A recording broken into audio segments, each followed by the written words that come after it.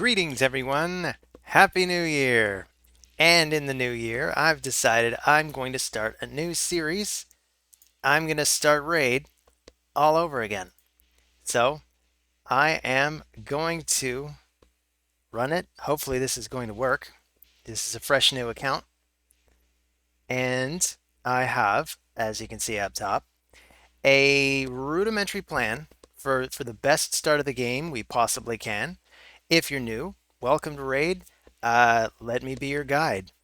And the first piece of advice I have is pick Kale. But if you already didn't pick Kale, not a super big deal. I think all four of the champions are strong. I have a order of recommendation up top. And full disclosure, when I first started this game, I didn't pick Kale either. I picked Athel. No, I didn't. That's a lie. I picked Elhain. Why did I do that? So I picked Elhain because I thought she looked the strongest when I was examining the kits of all four of them. Very quickly, I regretted it, but by the end game, if you picked Athel, I think she's actually the best in the end game. So here we go. I think I'll pass on this one. Elhain, I think he likes you. Not for long. Been a while since I've seen the beginning of this game. So here we go. Headshot. Well shot! Where did you learn that? Hunting orcs. The Arbiter cannot bind me forever, Elf. You and I will have our day. Nope, this Let's gives you a keep sense of moving. their characters. Elhain is the sort of character that's racist and doesn't like orcs. Later on, 4 of them! Come on! Which of you filth dies first today? when you see the animation, Hell, we really don't have time for this. you learn that Kale is Very racist well. against Take dwarves. them. What kind of characterization is this, Blarium? Feels very racist. By Why can't all the light, races get I'm along? glad you're on our side. Yes, just one big happy family, mortal. Move along, the sooner we win, the sooner I'm free of you. Yeah, Kale comes off as being sketchy as all hell. Spread out. The artifact should be here somewhere. I think that's the hint that maybe you should pick Kale. He seems like the most fun, doesn't he? The reason that Kale is so good in the early game is you probably want a poisoner, and he's actually a decent poisoner, but if you Easy, didn't pick him, everyone.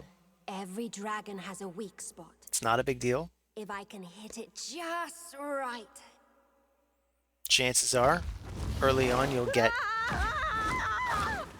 And there goes Elhain. I think I like this dragon. Well, that could have gone better. Any ideas? We attack together. On 3. For Teleria! For the Arbiter!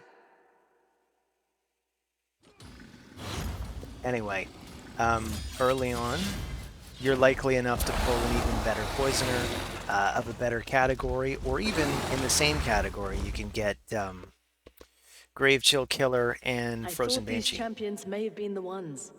Yet it seems I have failed. They were not ready. This task now falls to you. So here we go. Seems like the most I important have decision strength in the left to game. restore only one fallen champion to aid you. With their shard remade, they will be bound to your will. But you must choose. But it's really not.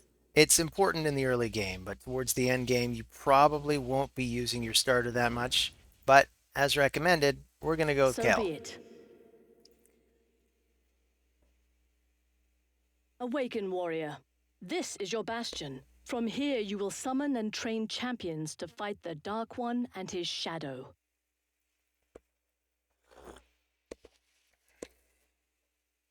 You have chosen your first champion, but one champion is not an army.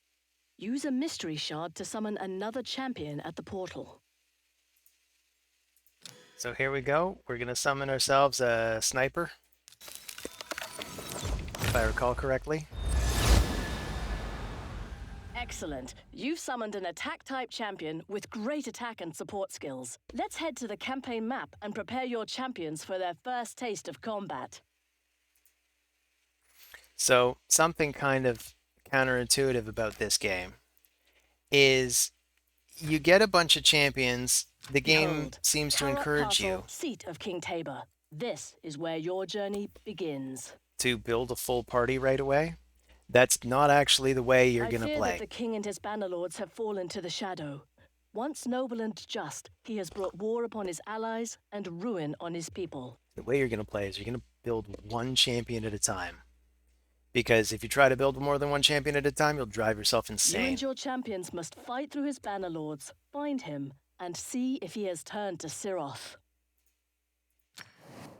11 generations of peace had reigned between the kingdom of Karok and the realm of Aravia. A peace now shattered by King Taba's brutal campaign of expansion into the neutral lands between the two kingdoms. Once revered as a pillar of justice, King Taba had imposed crushing taxes to finance his war with his former ally, bringing desolation and ruin upon his own people. It's also a bit misleading because once you've played this game for about an hour, there's no more voice acting. It's all. Had the king lost gone. all reason? On the orders of the Arbiter, the company set out to persuade him to renounce his folly and wayward policies. Karok will not fall easily. Like all places in Teleria, there are multiple stages of defenders. You must defeat all stages to move forward with your journey.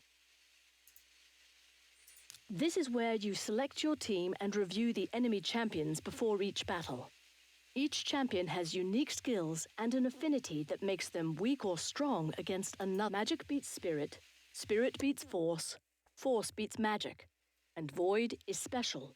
Void champions This have really no is direct important. This is weaknesses gonna against other play affinities. into the rest of You have the only rest of two our game. champions. Let us pick your team. So we're gonna go Well Kale. done. We're gonna go Sniper. Notice that your leader has an aura skill. These provide special bonuses to all allied champions in a battle.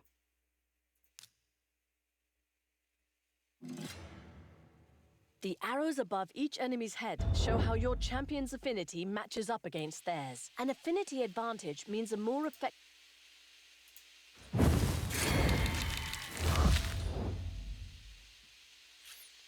All right.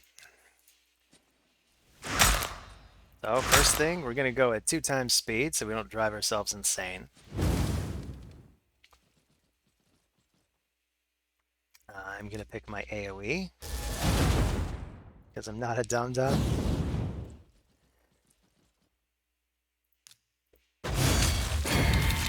And we could probably just trust them to go full auto, honestly. Excellent. Campaign levels drop artifacts, and here's your first. Artifacts are powerful items that boost your champion's stat. Along with special items, your champions will earn XP after every battle. Go to your champion collection and equip that artifact. This is where you can view all champions under your control. Each champion can equip up to 6 artifacts. So here's where the game forces you to put See that? Your artifact has a already really terrible strengthened this item on champion. Kale Better yet, that you're gonna have artifacts can to be pay to equipped in remove. sets to provide So thank I you, believe Arbiter. are Thank ready. you for that. Return to Karok Castle, seat of King Tabor of Karok. Fight through his banner lords and find him. I must know if he has succumbed to the shadow.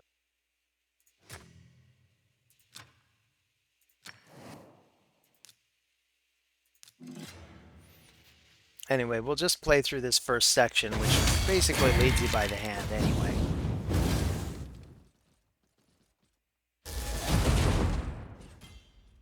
But anyway, I have that promo code listed up top.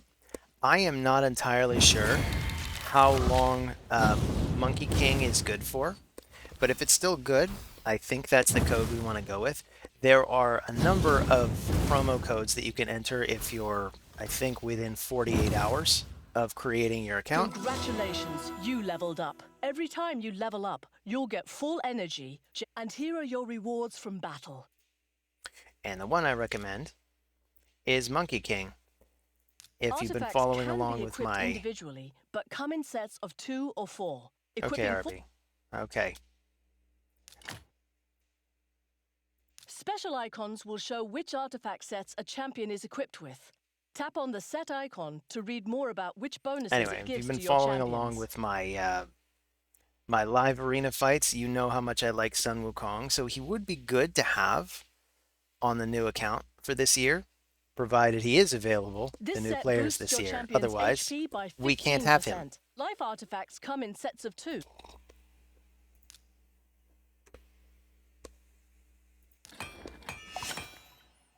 And yes, this is where you have the slow and painful one at a time. It's not so bad when you do the first 4. Upgrade artifacts to certain levels, you have learned well. Keep strengthening your warriors. I shall return in time to teach you more. So here we go. We're getting the lifesteal gear. We're going to want to collect this. On day 4, we should have enough decent pieces that we can set up Kale the way we want him set up for the opening. We get a free daily from here as well. High Katoon is going to be great at the end of the month, but we're not really going to wait a whole month to get a good speed lead. We're going to try to get one from campaign. So up top, you can also see I've got a list of champions to be on the lookout for. The first one, oh, we can't even get market yet until level 18. I'd quite forgotten that. So we're just going to go back to campaign. We might as well summon this third mystery shard. See what we get. It's Connect. So we're also going to keep a lookout on this stuff and just try to complete it as we go. And as a limitation, I put that I wanted to limit myself to an hour per day, but I'm not keeping my eye on the clock for now, so I may end up cheating on the first day. If that's the case, so be it. But quickly, I want to get to the point where we are just sticking to a 1 hour per day protocol, particularly for me. This game chews up enough of my time. I want to see what is possible to accomplish free to play if you limit yourself to just an hour a day. So, here we go. Monkey King. Hey, look at that. It's still good. So, here's the Monkey King. And he is going to be good. He is an excellent find. Maybe I'll even put him in the party now.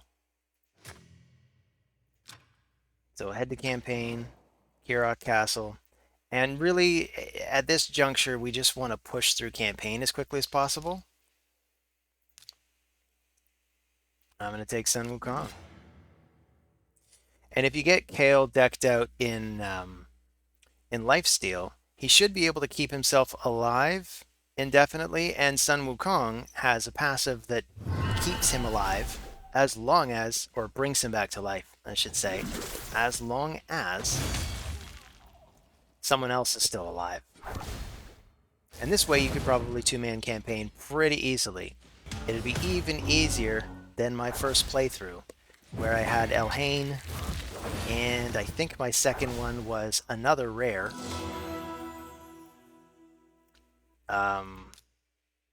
Soulbond Boyer. It's a pretty decent rare as well. So we're probably not going to be frugal with our shards. As soon as the marketplace opens up, we're going to look for ancients as much as possible. We're going to look for Armiger as well. Maybe my favorite uncommon in the entire game, and maybe second. Because there is another uncommon that we're also going to keep a lookout for. Hey, look. It's Crusader. And I think they do that on purpose because we do need 3 now. So we'll put Kale as the lead since his aura is the only one that really matters at this point. And yeah, we'll still go with Sniper.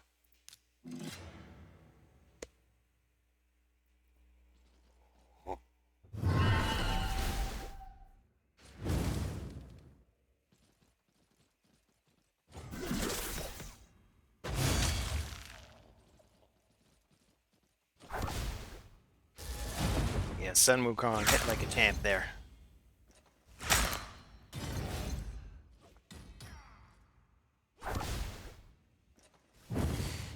So since we do get Sun Wukong, I think that makes for an obvious second champion to build.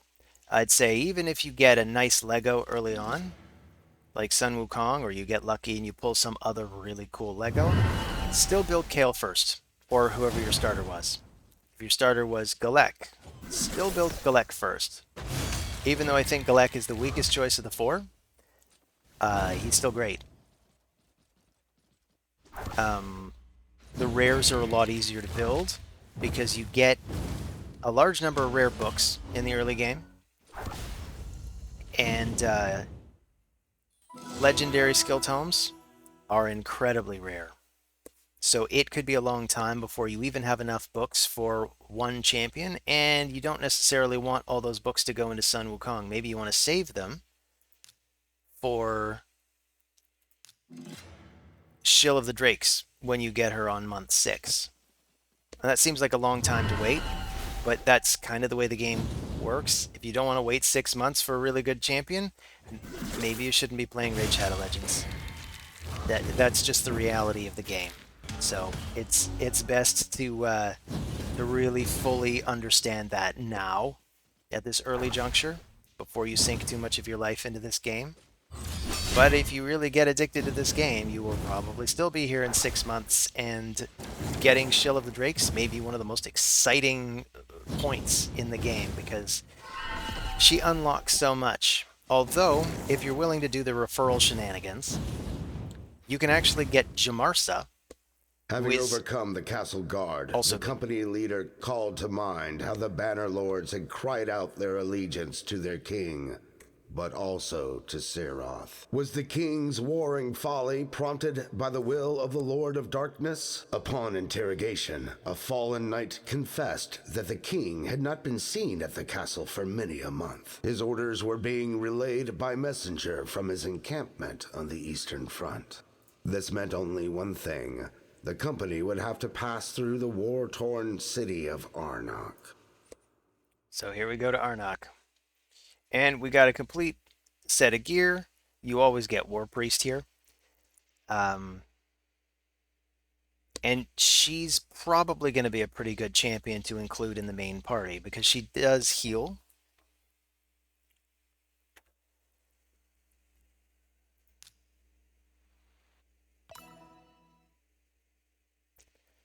And here we're getting the champion pass. Okay. So you're willing to pay money, you can get that. Hey, look at that. Free stuff. Because it's the new year. So if you're starting in the new year, you're getting all this free stuff too. You get free stuff every day, of course.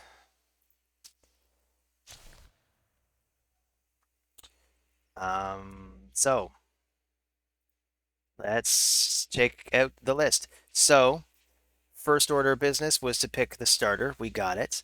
Then I'd say try to amass 800 gems and immediately put those gems into your masteries. I say this because it's really, really hard to farm masteries without a mastered champion already if you're going after Minotaur. So start by maxing out your starter, whoever your starter is. Then we're going to push campaign as much as we can. There is usually a tournament that starts early. Actually, let's have a look. Tournaments are here. Hopefully this doesn't give me too much trouble on this system. For some reason, sometimes it takes a while to load. Sometimes it fails the first time. But usually you get put into a group that has almost no serious players in it. I think a lot of people just either are bots. They're not real players. They're just somebody that's trying to farm accounts so that they can then sell a more developed account to people or something like that. I'm not really clear on how that whole industry works. But you do see a lot of non-serious players here. It's a good opportunity to get some stuff. So I believe it should be speed gear. And we are going to try to go for... Oh, and you know what?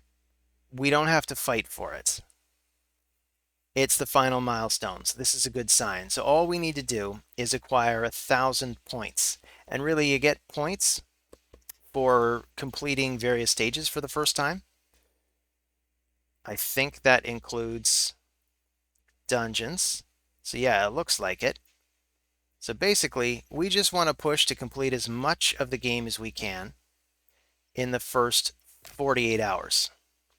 So that's our primary goal. And that's up there in the notes. So if we can do that, we can get some decent speed gear. That's really going to help. What else have we got here? Just grab all this stuff.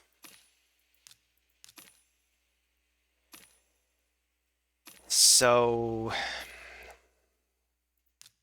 let's look at the champions. Kale got his lifesteal boots. Are they speed? They're speed, which is excellent. And we even have 500,000. You can only go up to level 8 anyway. Let's take it right now. I think it's important that Kale be as fast as possible.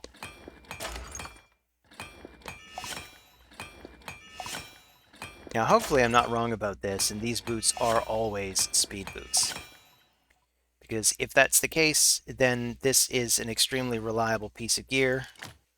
Gets you an extra 16 speed right out of the gate.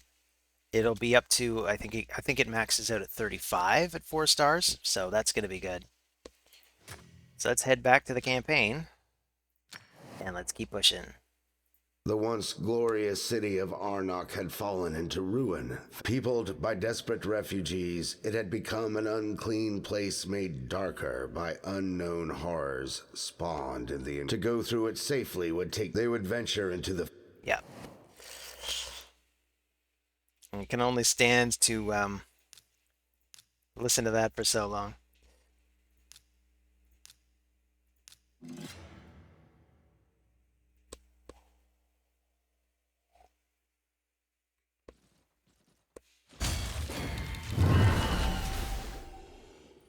So what we're going to do is we're going to level all 4 of them together, but we're not actually building them. We're not building permanent members. We're building food plus Kale. Although in this case, because we brought along Sun Wukong as well, we're also building Sun Wukong. Actually, you know what? It might be smarter to just 2-man campaign for as long as we can. This is something I have not added to my notes. I'm going to put it at the bottom. 2-man if you can. Because you know what? You get more stuff, you get more stars if you manage to 2-man campaign. And I think we want to try that. So let's just start here.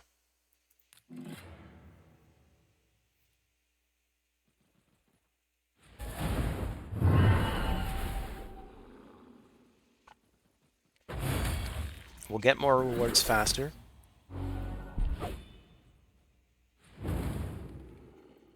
It's not even less efficient on XP, because when you think about it,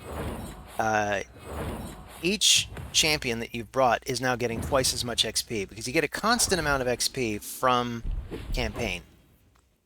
From any area, in fact. So if you have Kale just solo, he'd get twice as much as if he goes with Sun Wukong. So we could even try soloing with Kale to try to get him leveling faster, but we can also just go to the Tavern and use brews to get more XP.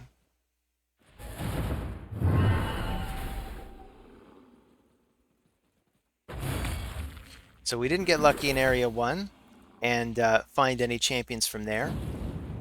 Maybe on your first playthrough you were luckier. It can be worth it to farm Area 1 because there are 2 really good rares that can drop. I've got 3 listed up top, but we don't necessarily need all 3, especially because we got Sun Wukong. We could probably forego Spirit Host altogether. Although if we pull Spirit Host, we can then consider maybe foregoing War Maiden or maybe Diabolist. We'll see. Because for Arena, we want a good Arena team as soon as we can. Because the Arena can very quickly become quite challenging. You can end up with lots of early players who know what they're doing, so they know how to set up a pretty ferocious team. So what you want to do is you want to set up a team that can go faster, because really, at this stage in the game, you go into the arena, you pretty much want to go first. If you don't, you're probably dead. Unless they don't build their champions right, and then you might be alright. So, we're level 8 already. Tavern unlocked. We'll skip that for now. Hard scale. Food. Excellent.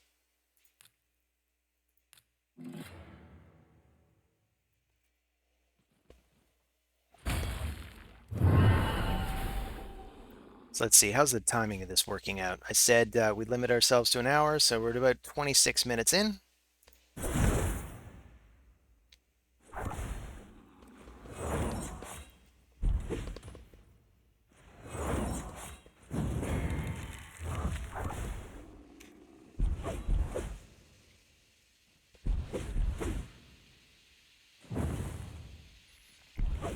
Wow, these counterattacks are really annoying.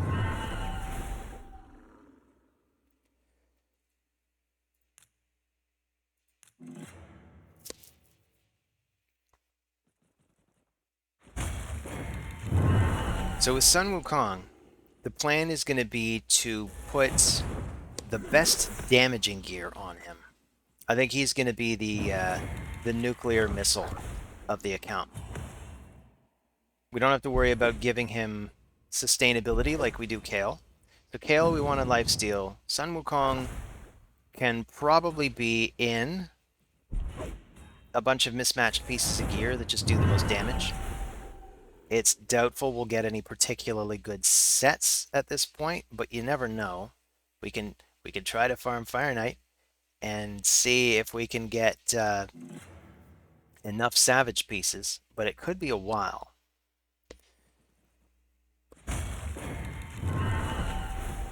We'll also want to join a clan at some point. But the game will actually tell us when it's time to join a clan.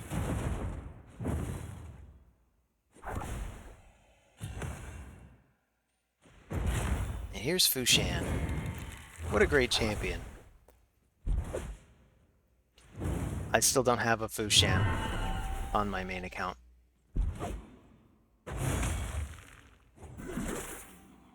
After dispatching the lizard men tainted by the shadow, the company waylaid a messenger bearing a missive from the king. They demanded that he direct them to the royal encampment. Trembling for his life, the emissary pleaded he had only ever received the sealed message emerging from the sewers. Like, alright, so basically we're going to the next area.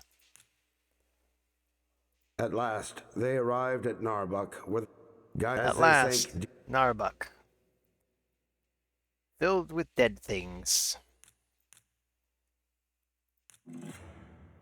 So let's try to two-man for as long as we can. I'd wager Kale could probably solo up until this point. This stage might give him problems, though, because now I'm seeing a lot of force. That's where Sun Wukong comes in. When I started my first game, I had Soulbond Boyer, who's also Spirit Affinity. And she was very good coverage for my Elhain. Those were my first two 6 stars. So, and I think this is more or less what we should do with this account. Kale will be the first 6 star. Sun Wukong will be the second 6 star. Sun Wukong will also be the second to get all the masteries. I guess we'll see when we get there if it makes more sense to buy them or farm them from Minotaur. We might farm them from Minotaur. Also, the 1 hour a day thing, I'm going to make a kind of exception that at the end of the day, I'll probably just leave it farming while I go about my day doing other things. This is probably something that you're getting used to as a player too. Just leaving the game running while you do other things.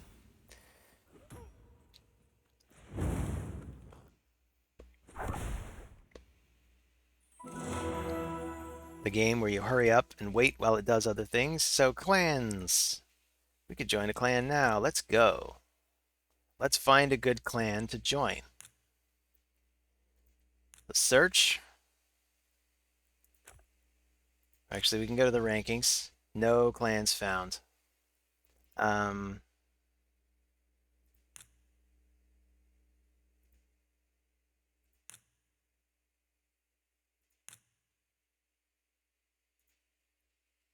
Okay, so here's what we're going to do. We're going to go to BTPJ.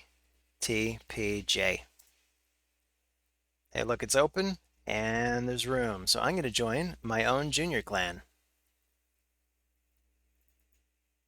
If it lets me. Why is it not letting me click on the clan? Oh, there's a requirement. I can't. Okay, you know what? I'm just going to join a random clan. It's fine. Axolotl Cosmic. Sounds like an awesome clan. So let's check in. Let's say hello.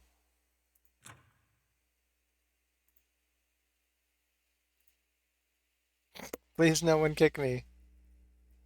Hello. No one kick me. Neither. Please.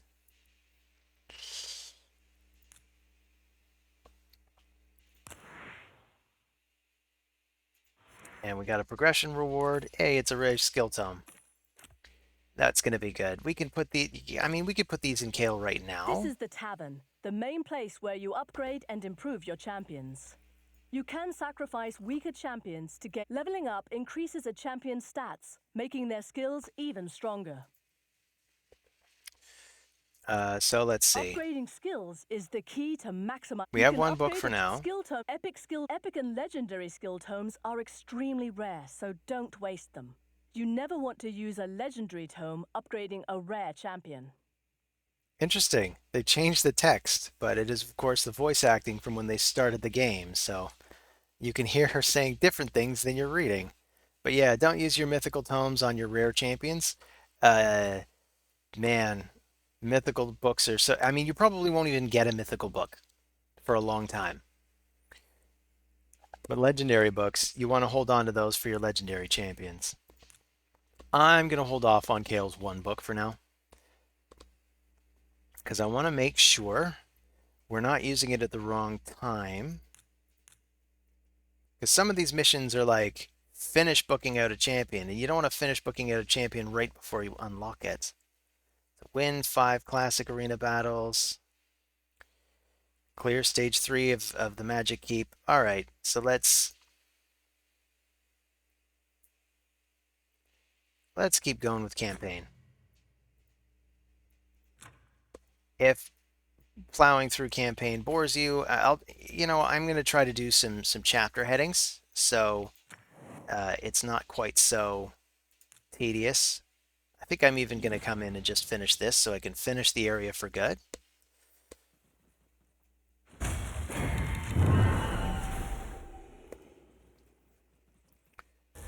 And I think what we'll do is we'll boot it to area 9, which is the Deadlands.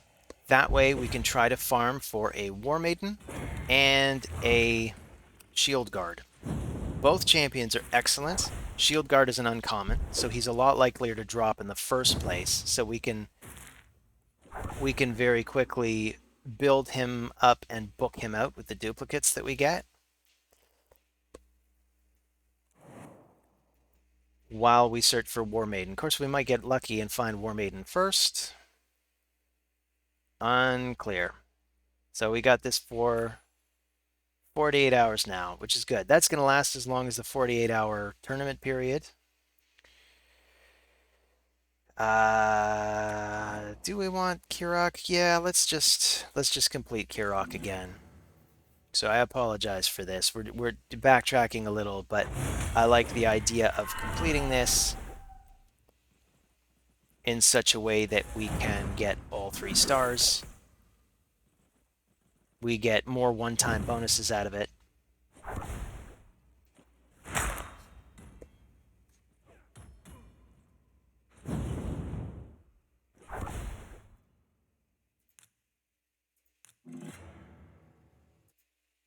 And I'm going to quickly check my notes.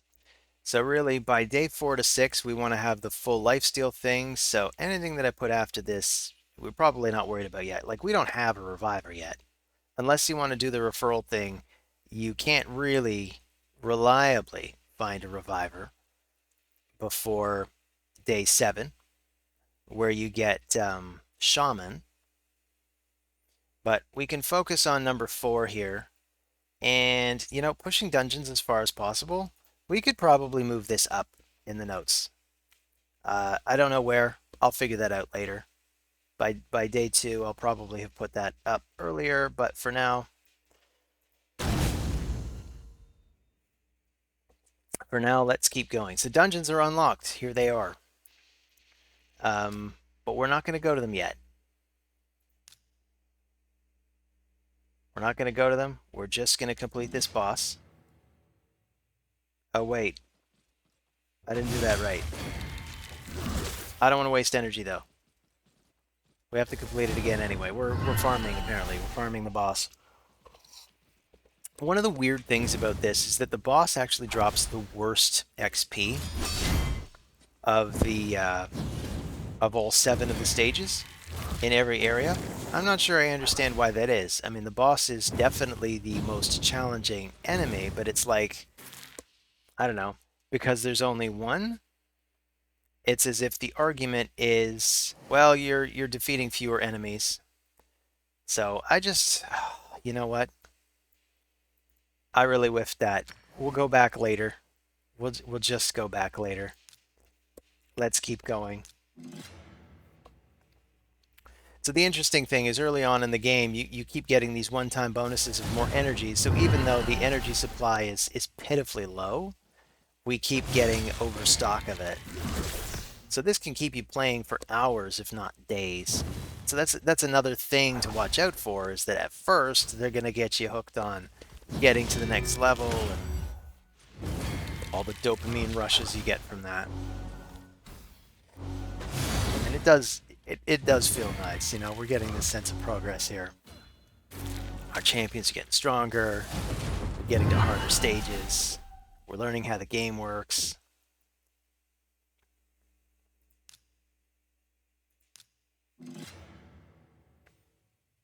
I'm trying to remember offhand what rare can drop from this stage. It's, you know what? It's Sorceress, who is probably completely useless in the end game, but if you happen to get lucky and pull Sorceress here, she can be a discount version of War Maiden. War Maiden's still better. She's basically the best rare in the game for decreased defense. That's why we want to go for her first. Just want to go back and make sure I'm not completely out of it. Yeah, so here is Sorceress.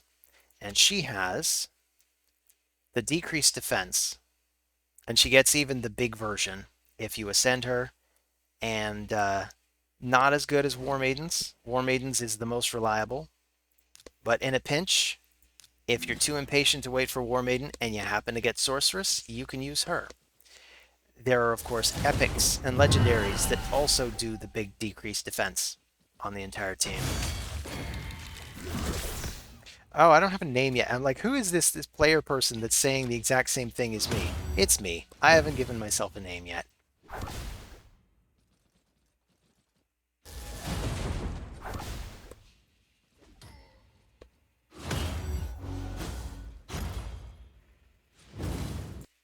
I probably also want to make sure I get the settings correctly here. It occurs to me half an hour in.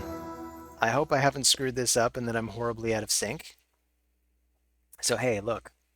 Classic Arena's unlocked. That's cool. But first, I want to go to here. Oh, it wants me to go to Classic Arena first. I guess that's what we're doing. Welcome to the arena map. The arena is where you put your team to the test against other players. This is the classic arena, where you compete against other players in traditional. Basic arena play is split into two types. Once you arena, the battle tab. This shows your. This is where you set your arena defense. Make sure you keep it up to date with your strongest champions. Putting out your Well, best this is a defense very is the interesting key to arena climbing the defense tier here. rankings. I wonder if anyone in the history of Raid Shadow Legends has ever 6-starred all these champions and made them their defense. You'll need to set I'd your wager there arena actually defense is. before you can start fighting in the arena. So we need a defense. Defense can be some crappy. You know, we could put in M. There. Defense done. Because you know what? It's not like we have to worry about defending our title early. Every classic arena battle you do is tracked here. So we'll just put in a crappy defense. That way people have an easier time beating us. And, you know, early on, it'll just make it easier for us. Once we get really good at arena, it's not going to matter. Because I think you can only lose about 10 fights before it doesn't count anymore. Let's run one now. Why not? So we'll run our best 4 champions for now. And the arena aura will work here. So let's go faster. Let's put it on full auto. Because we're not going to lose to this team.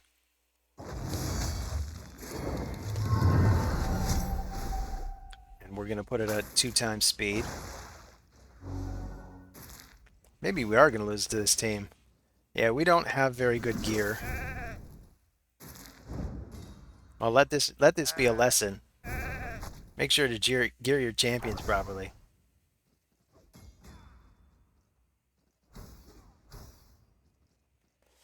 Wow, I can't believe we lost to this team. This is a new low for me. That's absolutely hilarious. Yeah, we gotta gear our champions. But here's the first thing I wanted to look into. Just want to make sure my settings are correct. So options, yeah, this is about where I usually like to have them. Disable camera shake. Hey, cool. It's like it remembers from my other account. So we're gonna go with Kale. There are a lot of people that go with Kale, but let's go with Kale. And where do I do name?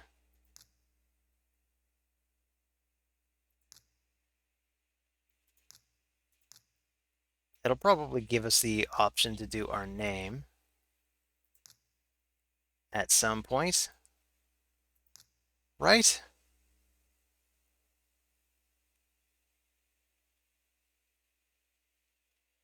It's been so long, I don't remember how to change our name.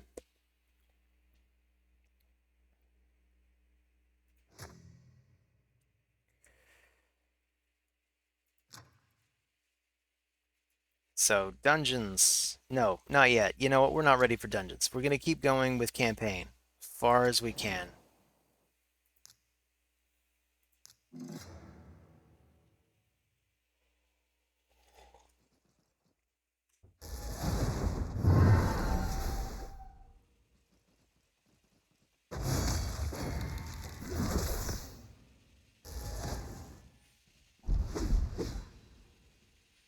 Seeker's such a neat champion.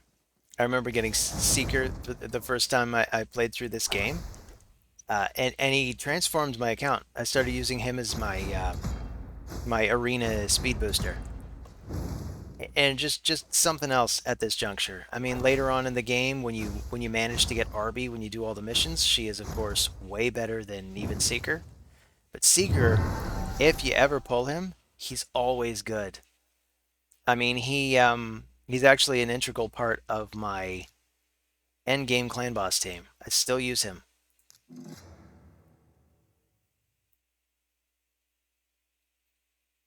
I think. Now I'm not certain. I hope I'm not lying to everybody. But it's a good three-man combo. You can get Seeker, Demitha, and Eris, who you can get from campaign. Another campaign farmable champion when we come up to the elf stage. Eris is maybe one of my favorite rare champions in the whole game. I think if I were to say like they're the top 3 rare champions, number 1, probably Coldheart. Just about everybody's going to say it's Coldheart. She's probably the best. Number 2, probably War Maiden. The company crashed into a chamber to find King Taba strapped to a chair, his captors forcing a brew down his throat. They made short work of the aggressors, then cut the king from his binds. I have been bewitched, he began in rasping breaths. Then, handing them his royal signet, he ask Queen Eva forgiveness for my forced betrayal. Thank her for giving refuge to my people. And anyway, third is probably Eris. So here we go. We're in Durham Forest. Aravia, they would have to pass through the dark wood. After a 3-day trek, they reached the edge of Durham Forest, home of the Dark Elves. Now, Dark Elves. The elves promised showing them this, but the Dark Elves. The good thing about collecting Dark Elves at this point is we might be able to do faction wars somewhat. And again, we're just going to try to two-man. It's probably better to put together a few factions and just start filling out a handful of factions first, and maybe only every now and again be able to push far into a faction so that you can at least get some high-level glyphs early from a handful of factions, rather than trying to do every faction at once and just getting a bunch of crappy glyphs. You'll want to push every faction as far as you can on a given day. I don't know if faction wars are open to this account yet. Guess we'll find out soon. But if we happen to get a spirit host, then we can try to hang on to our sniper, spirit host, Kale, and maybe if we're lucky we get a 4th or 5th Dark Elf. Judge and Coldheart, actually, right here. These two of the best Dark Elves that there are. Maybe the 2 best Dark Elves.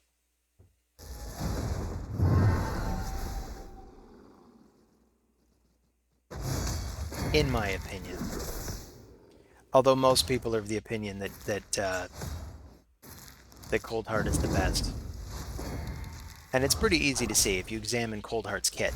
She's got a lot working for her. She's one of the only champions in the game, not just rares, but champions, that has 4 hits on her A1, which is just god tier when you're trying to farm Fire Knight. There are a few other rares that have a decent amount of hits on their A1. I just realized, you know what? There's another rare that might be vying for the spot of top 3. I forgot about him because he's relatively new. Tree Shield Knot from the Sylvan Watchers faction. He's got 3 hits on his A1.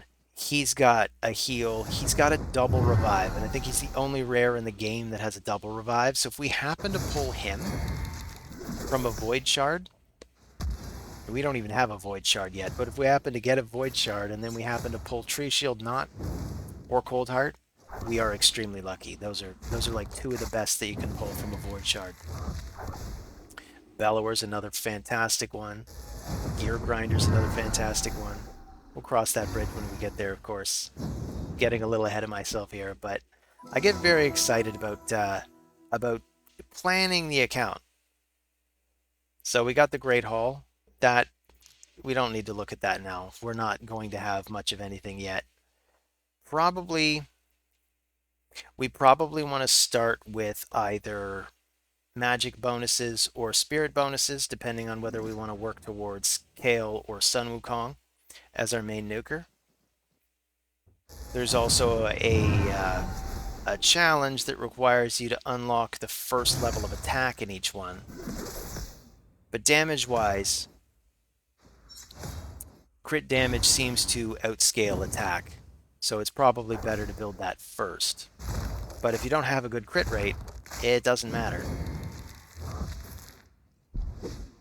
So right now we should probably focus on getting that.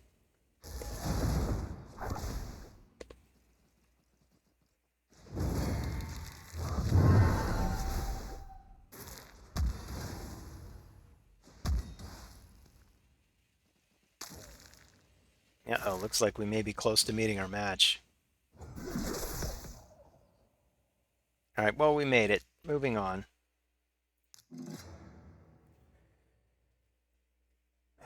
We probably should put better gear on Kale.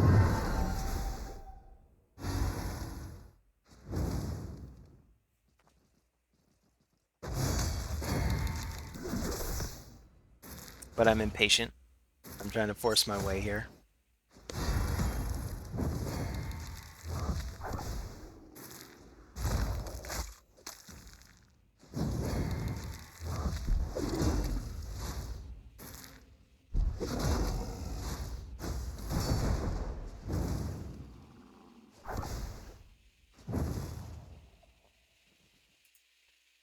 So how we doing here?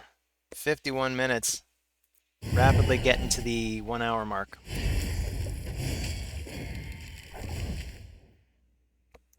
So what I'm going to do is I'm going to try to push to a point where I can farm. I'd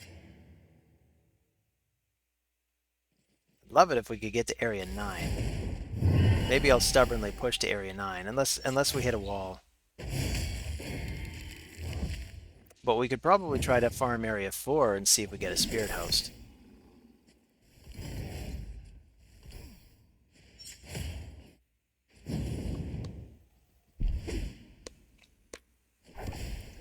If we get a spirit host, or a war maiden, or a diabolist, I don't think any of the 3 of them need to be prioritized for building.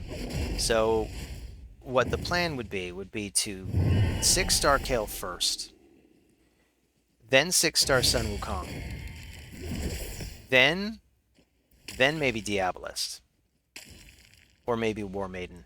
I don't think we really need to ever 6-star Spirit Host, because really she's just going to be for the arena.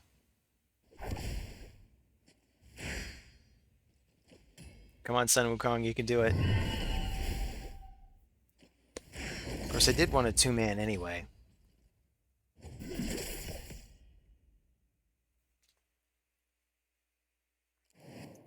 So there are a number of ways we could try to improve Kale's chances at this point.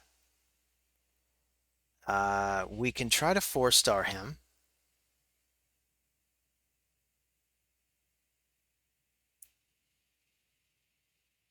Don't have a lot of brews. We have a lot of spirit brews.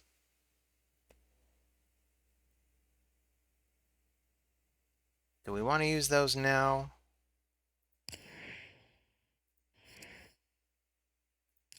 I'm not sure.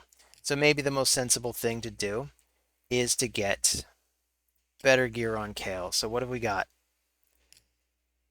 At this point, we've got...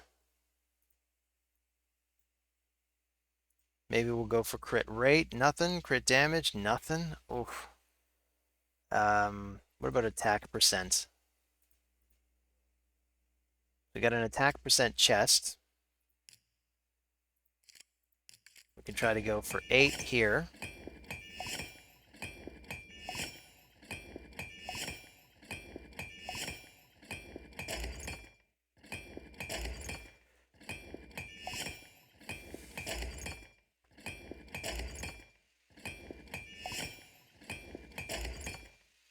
We could even go for a defense percent or a attack percent chest or gauntlets on Kale. Is this what we want? Maybe.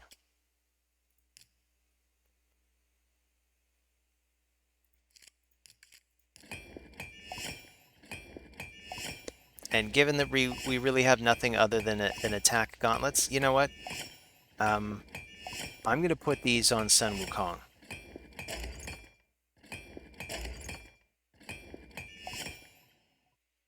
I like the bonuses that they grant. So, Sun Wukong, you are taking the attack percent stuff.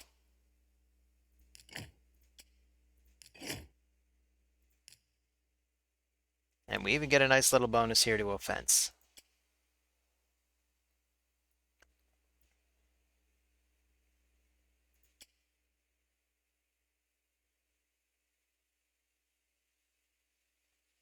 I think we'll even just fill this out. Let's give him all the attack stuff. Boots. Just equip it. Can even have a ring. We don't have any rings.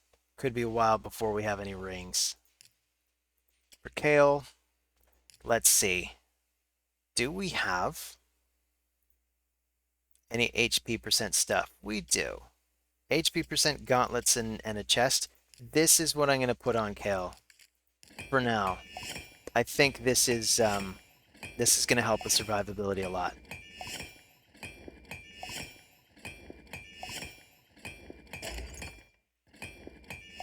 It feels different building gear on this early of an account. I'm building gear I would never dream of building, and putting it on champions I would never dream of putting it on.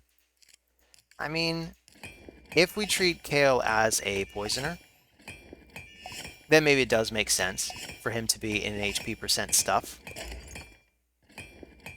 I'm not sure if the game scripts this or if this is just us getting kind of lucky on the stats. But getting HP percent on both of these is going to give him a fair amount of survivability. He's already going up by a good 1,500 hit points. That's going to help. And a shield. What do we want for the shield? I guess this looks pretty good. So we'll build it to 8.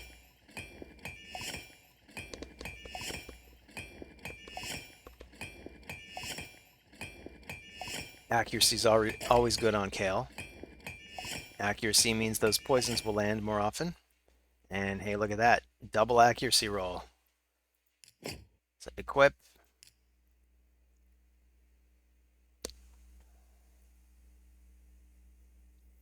So maybe this will make a difference. Maybe this will be the difference we need to push forward and collect some coins. We're at 90 gems.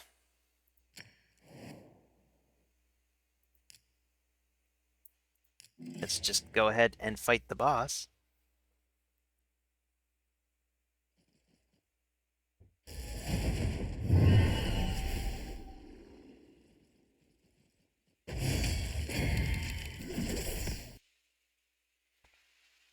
So let's see, we're at 58.5 minutes. So what do you think? Should I stick to my rule on my very first day, or should I cheat a little bit and go on ahead? Of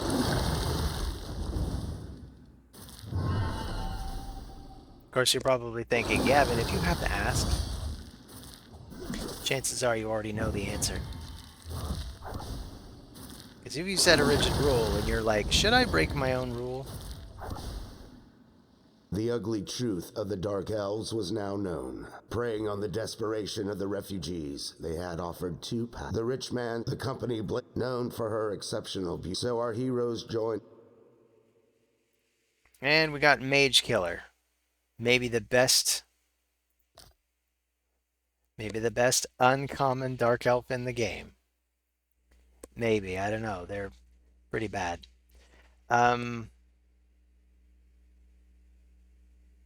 These are actually going to be very strong items. It's too bad I got impatient.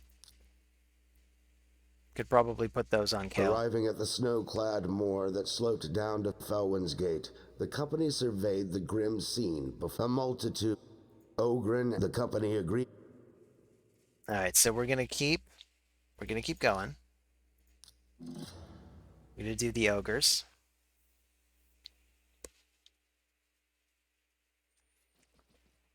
But I think a good place to stop for the first day, as long as we can actually reach it, is going to be the Deadlands. Once we get to the Deadlands, I'm just going to set the game to farm until it's out of energy.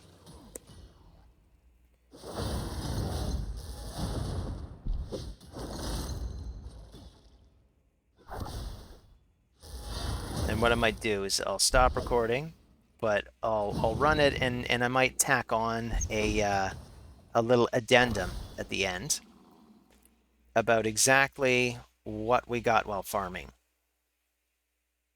Or I could just do a catch up on the next episode. I guess I'll do whatever I decide to do. This does seem to be running a little more smoothly. So gearing Kale was obviously the way to go. So it may seem wrong to be gearing a champion with gear you don't actually want, but it's better than no gear at all.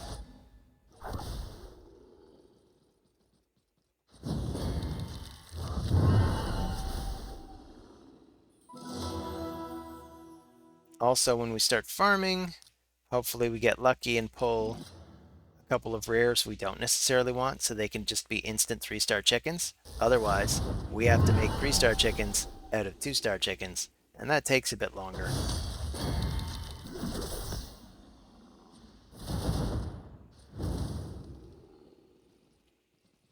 So if we were using Kale by himself, he'd probably be leveling quicker. But when you're going through areas that are mostly force, yeah, he'd probably just die. So it really wouldn't be quicker. We'd need a spirit champion. If you don't go for Sun Wukong, there's another code. I think it's Power Starters. If you decided you'd rather go for Deacon Armstrong, he's maybe one of the best epics in the game, so he might be preferable for some people to Sun Wukong. Definitely not for me. I'd say 100% Sun Wukong is light years ahead of Deacon Armstrong, but Deacon Armstrong is great. So if you go for him instead, I still stand behind that choice too. Great choice. This is kind of scary. We're very poisoned. And we're getting cookies. Apparently we've unlocked the event. So another thing we really want to not get bogged down by is events. I'm even going to add this to the notes. Don't worry about events. Because you know what? They just get in the way. They just interfere with your experience, trying to get as far ahead as possible. They're just in the way. And even though they're one-time thing, and you might be afraid of missing out, especially if a fusion comes along while we're trying to play through, they are not feasible. You really have to focus on building your account and covering the basics. It's the quintessential, you gotta learn to crawl before you learn to run. You gotta learn to run before you learn to fight, and you gotta learn to fight before you learn to fly a starfighter. I think that's how the expression goes. I think. So here's Maneater making this fight miserable for us. Man, if we can get a Maneater on this account, we can probably just build a discount unkillable and jump straight to Ultra Nightmare Clan boss. And that's kind of the mid-game goal on anybody's account. You basically want to be doing that so that you can get shards. Lots and lots of shards, lots and lots of books. Because that's how you progress, by getting better champions. Until then, We're going to have to be creative with what we've got. So this is the 1 hour mark. This is actually 105. We're 65 minutes in. I've cheated. So no point in stopping now. May as well keep going until we hit area 9, the Deadlands, if we can. And then we'll stop. I'll push to 9-3 because I think that's probably the best area to farm. Because shields are worth quite a bit more silver than the other things. The experience is you get these tiny little increments all the way up to area 6. They emerged victorious We on didn't the other get side. perfect in and that stage, amid but you know great what? That's but before- fine. See what? That's absolutely fine. So we get to the Palace of Elven Arabia. lords and ladies. They told them they would wasting no time. They offered the guard the queen. Our heroes had. So we go for Kale, we go for Sun Wukong. Maybe we'll get really lucky and get an heiress. Or even some decent speed gear. Because even at this juncture, even crappy 1-star speed gear, if you pair them, you get a free plus 12 to your speed. So that'd be good on Kale as well. That's not a bad idea. I might switch up Kale's gear once we've got through area 6.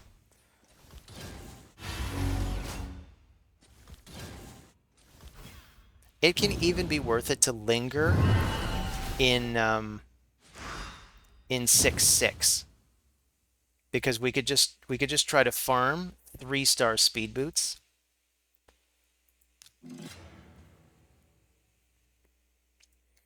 I actually really strongly recommend once you're able to get to Brutal 6-6 or Nightmare 6-6 in campaign that you do farm 6-6 for a little bit.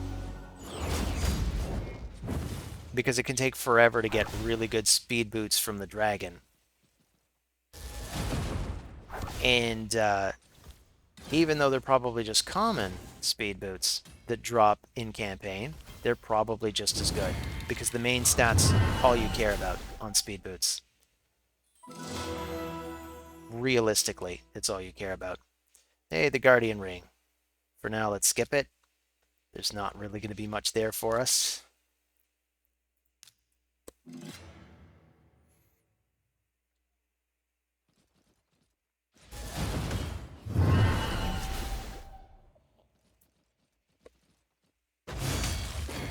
Another problem with playing Beyond the Hour is now I'm out of water and I'm out of tea. And I keep reaching for it. Like I'm hoping somebody's magically going to have come and filled it.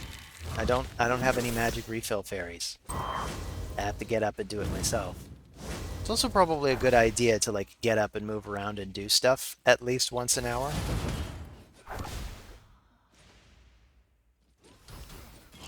This is the problem with these really addictive video games, right? You get drawn in and you forget where you are.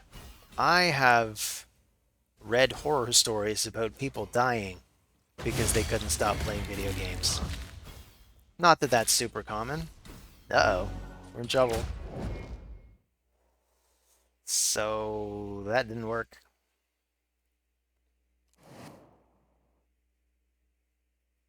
Upgrade artifacts. Well, here's the Guardian Ring, which I clicked on out of habit more than out of necessity here. What is going on here? Why is that open? So, yeah, there's really nothing for us here just yet.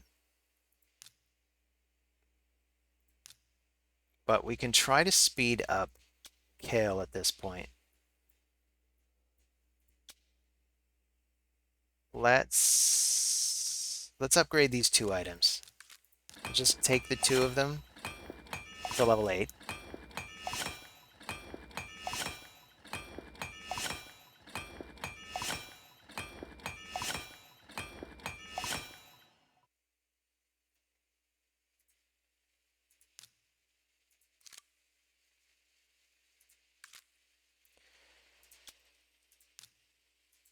We'll take the 2 of them to level 8.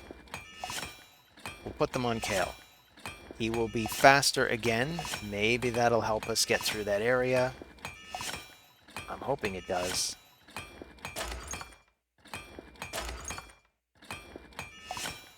Also, it'd be nice if I could get the heat off Kale and onto Sun Wukong, because if they're knocking Sun Wukong out first... Yeah, but that's rough. He's got way more hit points than Kale, so that's why they're aiming for him first. And he's only gaining a small amount from his gear. So we'd have to figure out a way to get a lot more up here. I mean, we could try. Can't even auto it, but we could try to get to 12.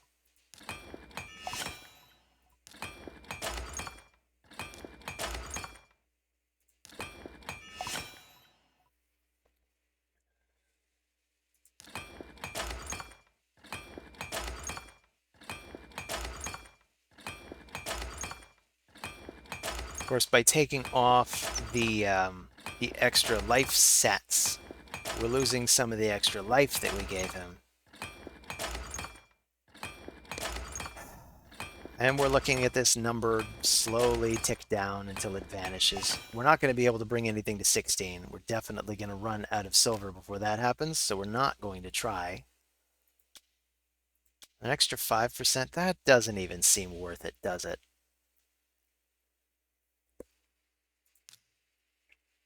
So, never mind.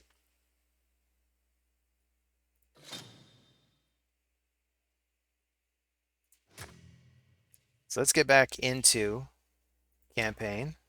Let's just see if we can push through. Hey, look at this. We get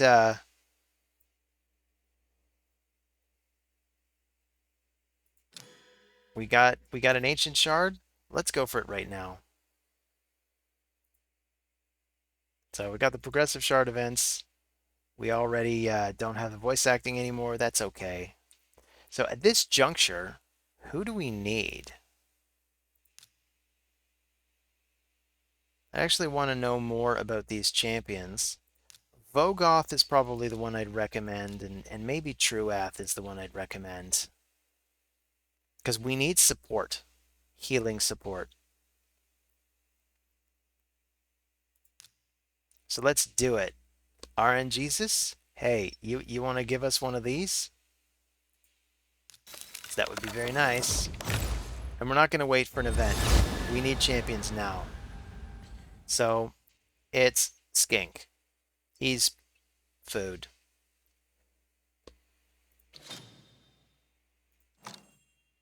So let's see, how close are we to the next level? And we'd still need a third chicken.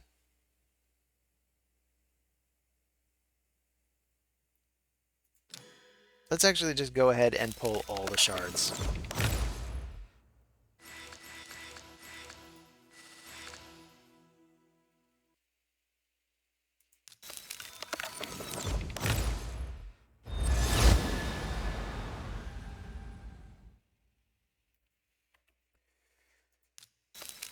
This way we can see what food we're working with, but I want to see if we can get Kale to 4 stars now.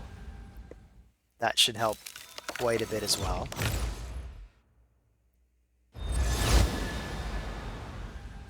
It'll help with his max HP. So in the tavern, we're gonna want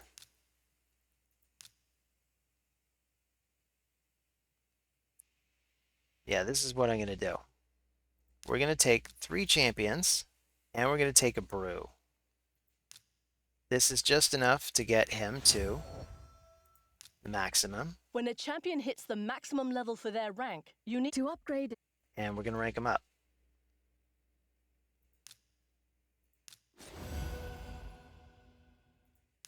And then we're gonna level him again.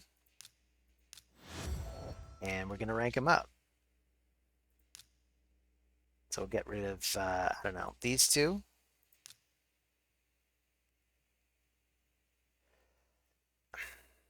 I forgot we got those free chickens. That's funny. So let's just take the chickens. Upgrade rank of we can upgrade the level of Kale.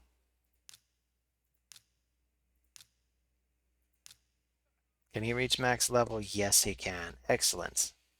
In fact, we can probably even spare one brew and just put in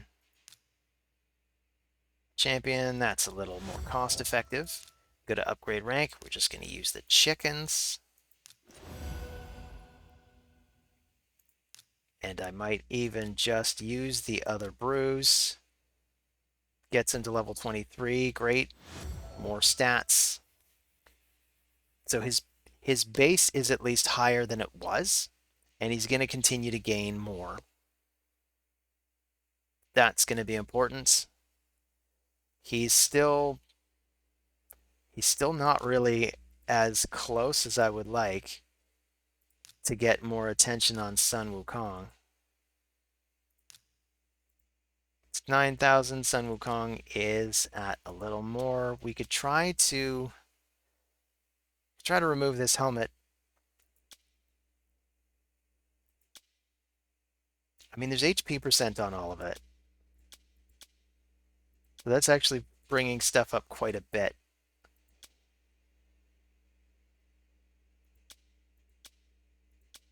Okay, I'm gonna bite the bullet.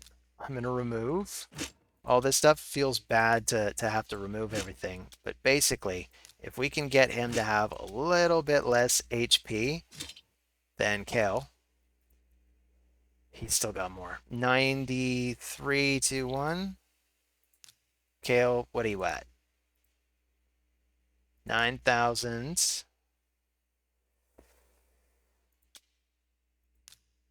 We'll just build him up a little more.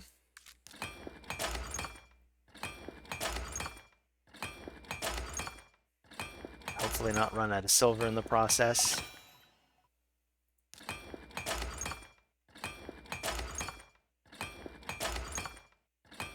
I guess if we do, or if we come close, I don't like this. So I could put the life stuff back on. So how's that? 9-2. All right, let's switch the weapon out. Does this have HP percent on it, or this one?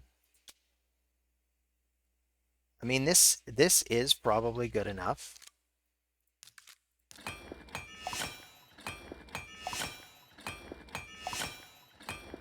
So we'll get just a little more attack power out of it, and a little accuracy.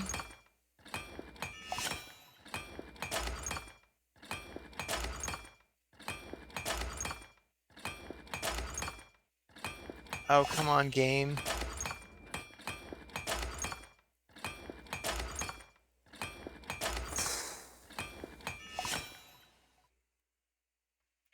All right, so let's equip this.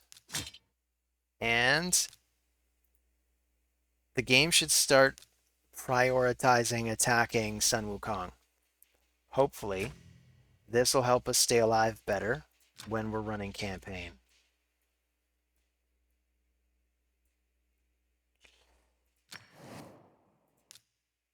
We're about to find out. Also, I suppose we could put in 2 more champions, but at this point, they're getting stronger.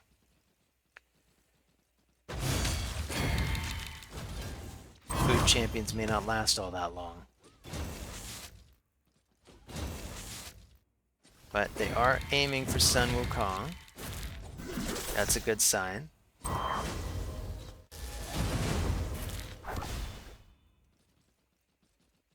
Now we can start to take advantage of the fact that Sun Wukong will get himself back up.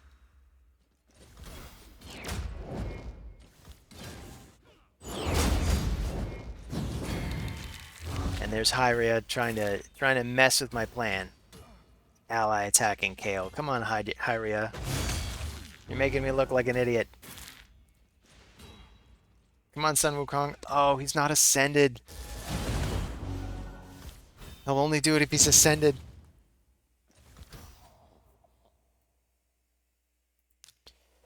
I keep making rookie mistakes. Yes, don't do what I do. Do as I say, not as I do. Ascend Sun Wukong You can as ascend quickly as you champions can. by using potions to unlock a champion, a rank 4 champion. Do we have enough? Please tell me we have enough. I don't think we do. Oh, so never mind. Me and my silly ideas. That's a great idea if you have enough potions. We don't.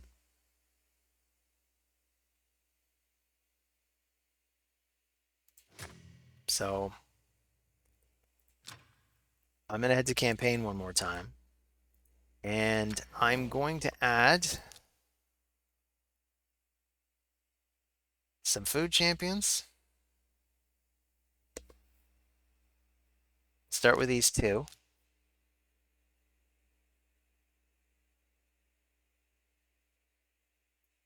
I think he even increases our attack. Is that by enough to matter? We could try it.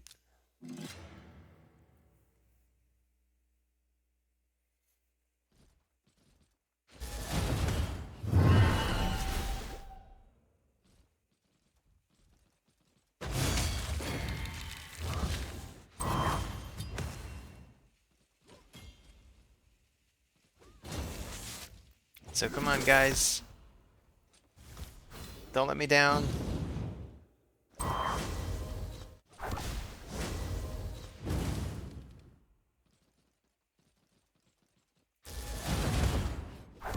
Maybe we even click on the champions we want to get rid of first. All right, this went a lot better, and I'm not even sure why, but I'll take it. I guess the difference was putting an attack aura so that we just killed everything faster. So maybe I misspoke when I said Skank was just food, because you know what? Skank is increasing Kale's damage.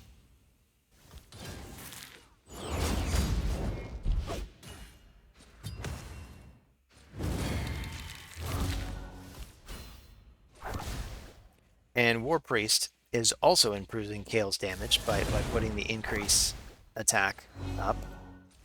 Let's get rid of him as quickly as we can. Don't want him healing everybody. Apothecary is another totally OP rare. If we happen to get lucky and find Apothecary, we can consider ourselves very lucky.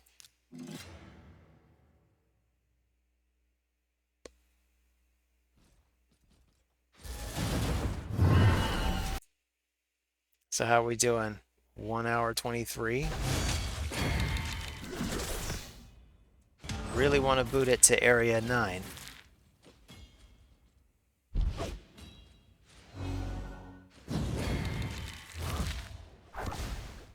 But I suppose whatever area we land on, that seems to be the last area that we can reliably farm, we could just farm and slowly gain more XP for Kale and Sun Wukong. Sun Wukong could get all the way to level 50, because he's a 5-star already.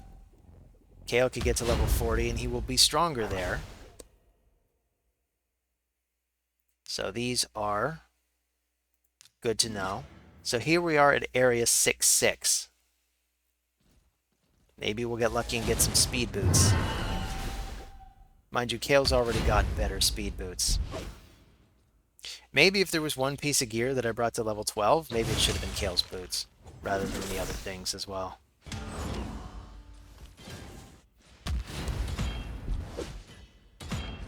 Probably of all the pieces of gear that you get while you're playing this game, it's the most important to gear up the boots. Then probably the chest and gauntlets. And then finally the other pieces.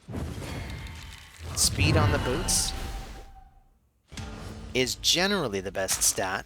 There will be exceptions. In fact, on Sun Wukong, I might say that attack percent would be better. But usually you want to go for speed. On the chest, for Kale, If we can't get enough accuracy otherwise, we might want accuracy on the chest. Anyway, we didn't even get boots at all. We got a shard. Shards are champions. Shards are actually really good at this juncture.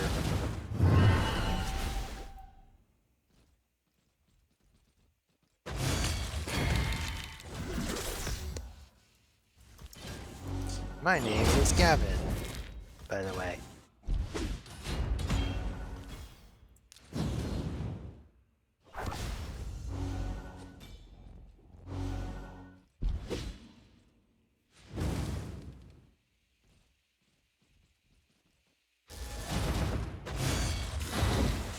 Skink will end up being food, but for now, I kind of appreciate having him in the party, so we'll probably make him a 5-star chicken. And he'll end up going into kale. They reeled in horror at what they found.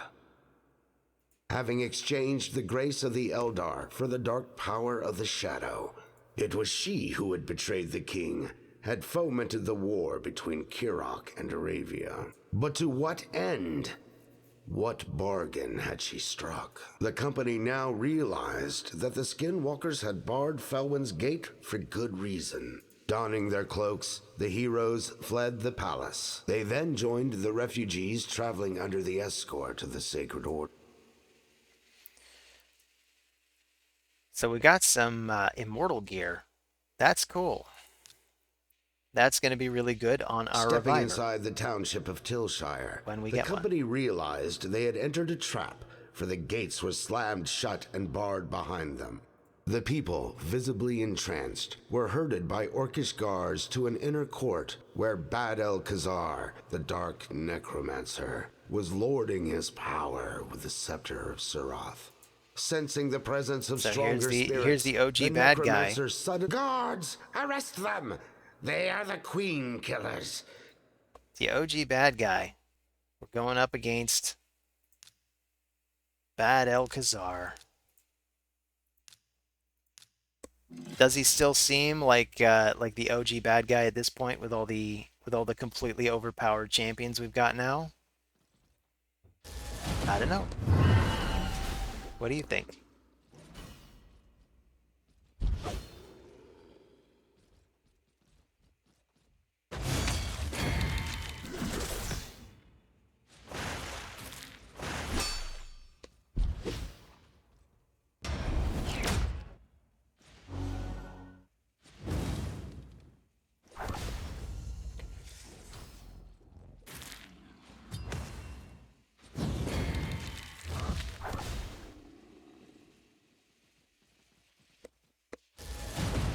I'm trying to remember if there are any really good rares that you can get from Felwyn's Gate. Nothing comes to mind, but every area has some rare worthy of note. Who is it here? It's Gore Mask. Who? So I don't know if Gore Mask is worth going for or not. We happen to pull a Gore Mask, then we can consider it.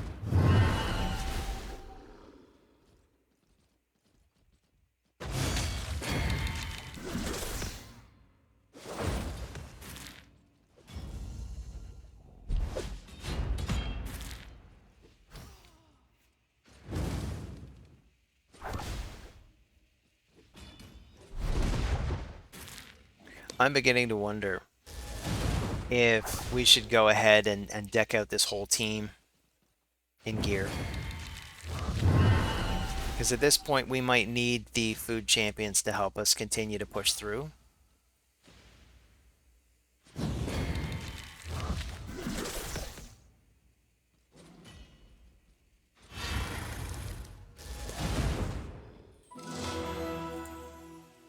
So we get more gems. We're at 135. Still feels very far from our goal. It's actually tempting to unlock the gem mine, which is what I did my first playthrough. I went ahead and unlocked the gem mine immediately. There is something to be said for that, because overall, that is the best way It ends up paying for itself in about 3 months. And then the extra gems that you get are just gravy. But I think you need the masteries on your starter more. And unless you're incredibly good at building champions in the early game, or just incredibly patient, it's probably easier to just use the gems to get the masteries.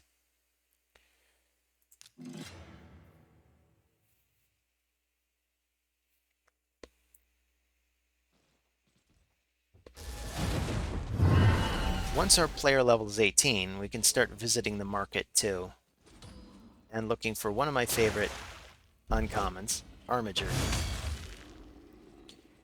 If we get super lucky and we happen to pull Cold Heart, then we won't need Armiger, but I'm basically expecting that we won't get super lucky, so that's part of the foolproof plan.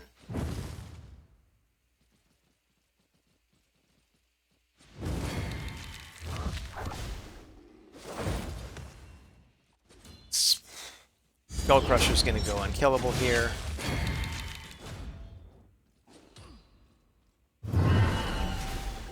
Oh, but that's no problem. Look at Sun Wukong going through that. This was such a problem for me my first playthrough, and then Sun Wukong's like, nah, I don't care. I'm just going to put up block debuffs and just completely kill through. What a great champion. So yeah, 100%. If you're in your first 48 hours, go for that Sun Wukong. Hopefully this this new player code will just stay open. I'm hoping they never cancel it, because I think everyone should have a Sun Wukong. It is kind of annoying in Arena to have to fight Sun Wukong everywhere. It means you probably want to build a revive blocker, and those can be hard to find.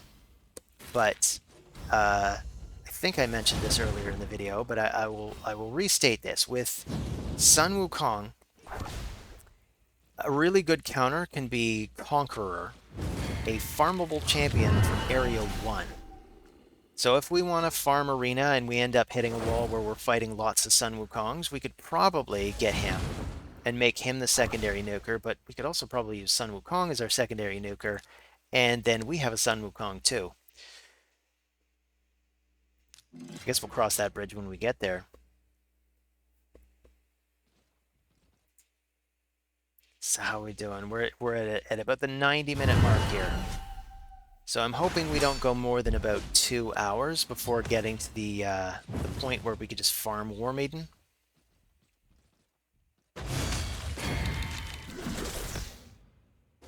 And Shield Guard. Let's not forget about Shield Guard. He's part of the plan. That's why I want to farm War Maiden first, because there are actually 2 champions that I'm interested in farming. If we happen to get the other rare, we can also fill out the faction with that. What's his name? Berserker is the other rare that you can get. He's not a bad rare either, but we really don't need him, so he'll probably just fill out the factions. We can make a stronger War Maiden. Duplicate War Maidens will become books for War Maidens, so that she has a 100% chance to decrease defense.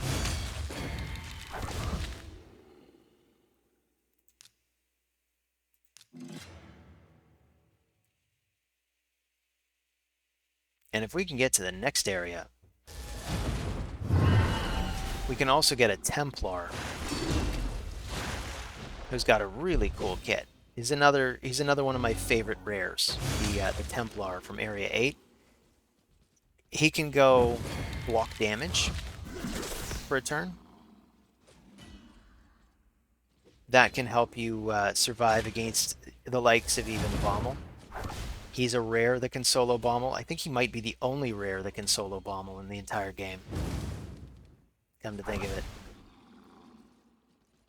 I might be wrong about that. There might be a second, but honestly, it might be Templar or bust.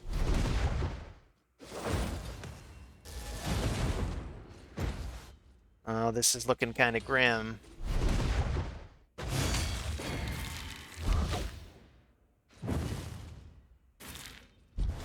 Come on, Kale, you got... Nope. Didn't make it.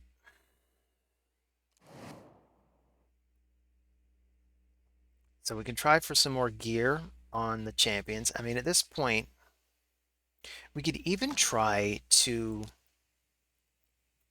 get the potions that we need. We could go to the Spirit Keep. We could go to the Arcane Keep. We don't have the potions we need. Even if we did, it's extra silver that we don't really have.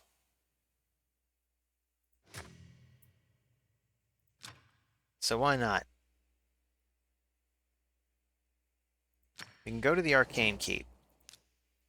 This is going to be important anyway. So this is how we're going to try to strengthen our champions. Maybe I wanted to use him, come to think of it. And we can just fill out the ranks here. That looks right. So we're going to do the potion dungeons. In fact, I'm going to add this to the notes. This is why it's important. See, I thought I had it all figured out for new game, and clearly I didn't.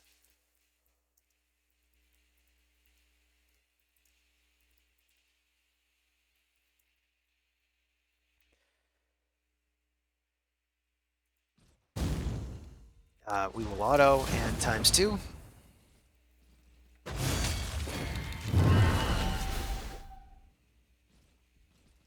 So fortunately, this so far is looking easier than campaign. So we'll push as far as we can.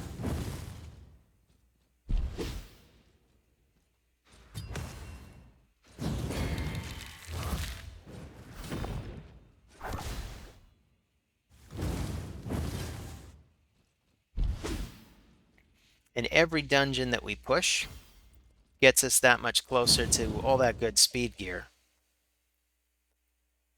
So we get 7 points for each dungeon, or at least for this level of the dungeon.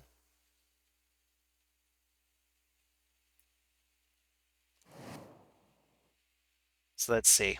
If we can get to area 4, we can start to get the mid-level potions. So we just keep pushing as far as we can.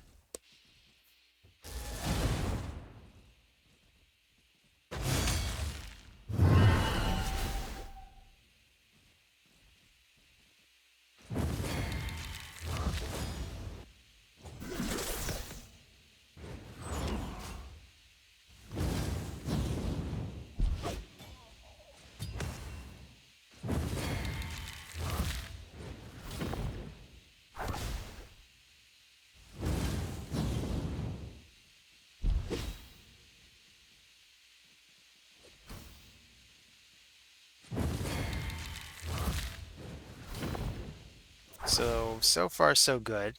This run was 40 seconds. I'm going to push to at least stage 4.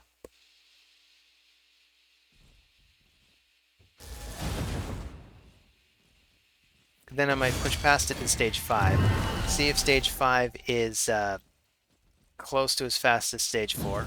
If there's a big disparity in speed, we'll just farm stage 4. But I think it still pays to farm the best stage you can when doing potion dungeons.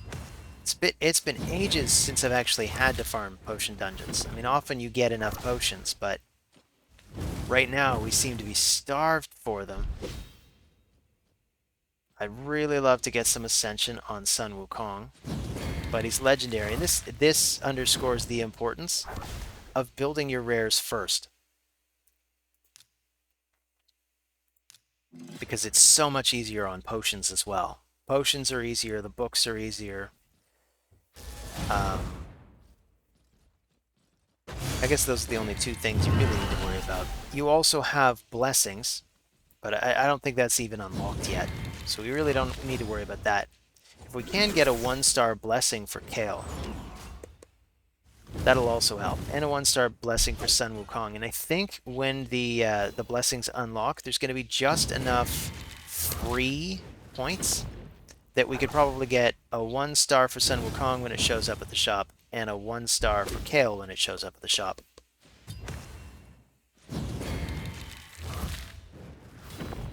We could probably even get Kale up to 2 stars, so he gets the extra stats out of it.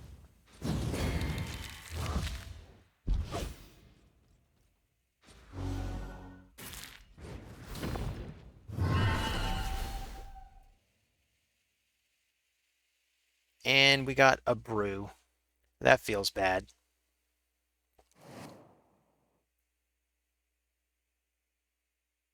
So that's 8. It's probably going to be 8 all the way up to here.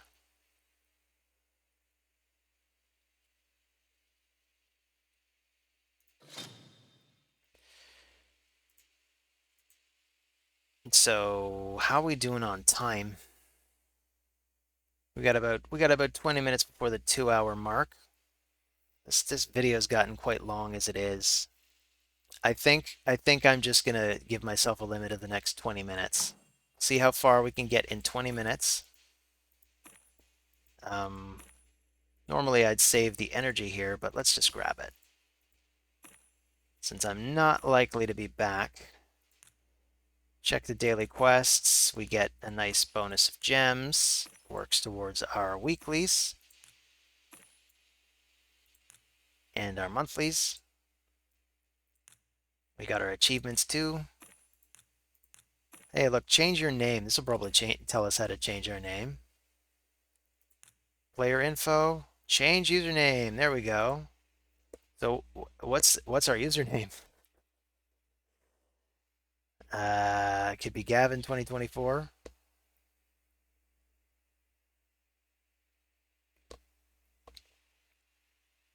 You know what? I'm gonna go with Oversoul. So my other account is Oversoul. This should be Oversoul. Oversoul, mini Oversoul.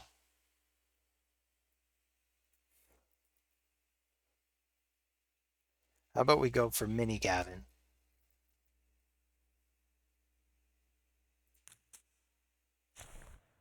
Our name is Mini Me.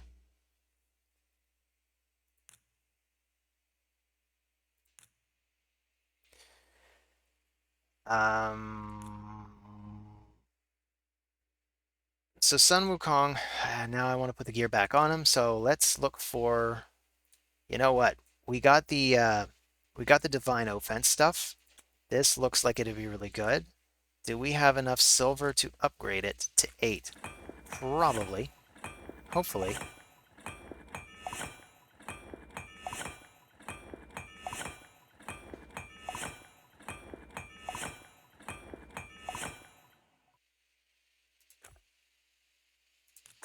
Let's equip it. Let's upgrade this.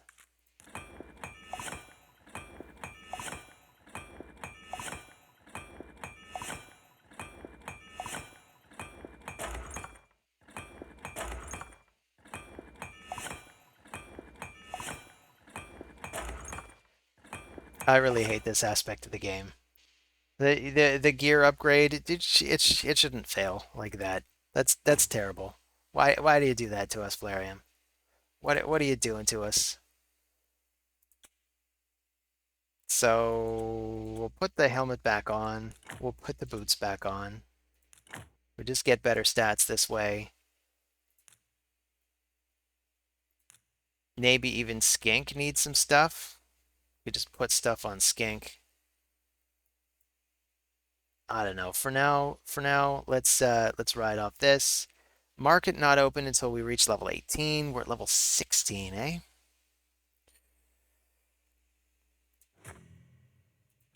So let's get back to campaign. Let's see if we can keep pushing. So we go to Tilshire. Let's try the boss again. We were super close last time.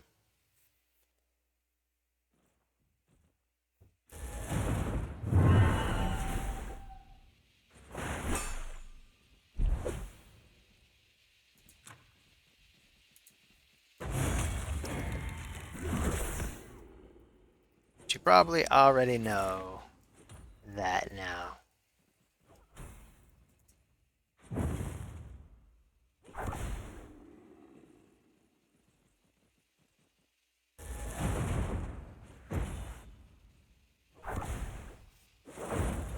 I suppose we could try manualing if we don't like the way the AI plays through this area, but I think it was a gearing issue. I think we should be okay this time.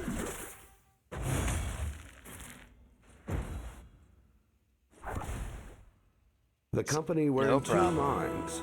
Should they risk tailing the necromancer, knowing they were outnumbered by the Sacred Order? Or should they cut through the treacherous mountain and take him by surprise at Valdemar Strait?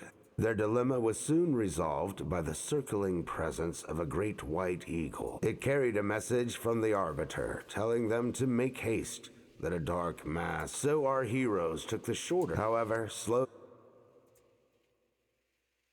Demon Lord unlocked. Cool. We'll deal with that in a minute. Rocktooth. Nice. 3-star chicken. He might even have a half-decent kit. He's got heal reduction, come to think of it. And there are places where that's going to be necessary.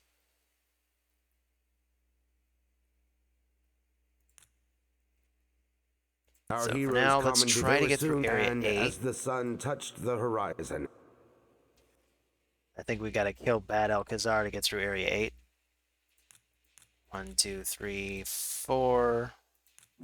Go.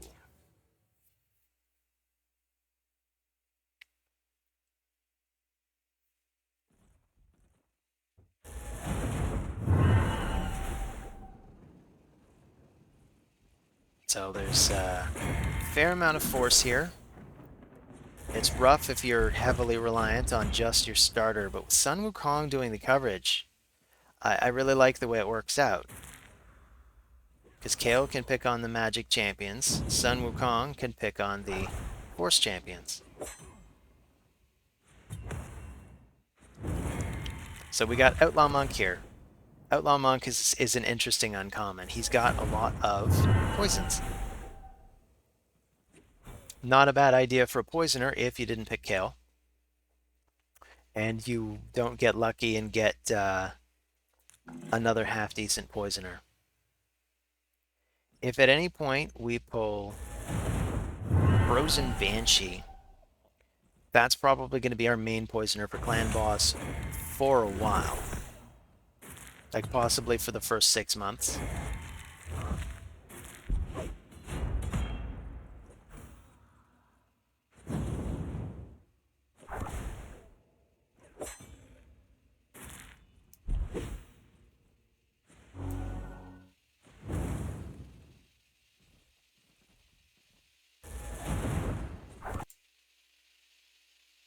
So we got about 12 minutes left.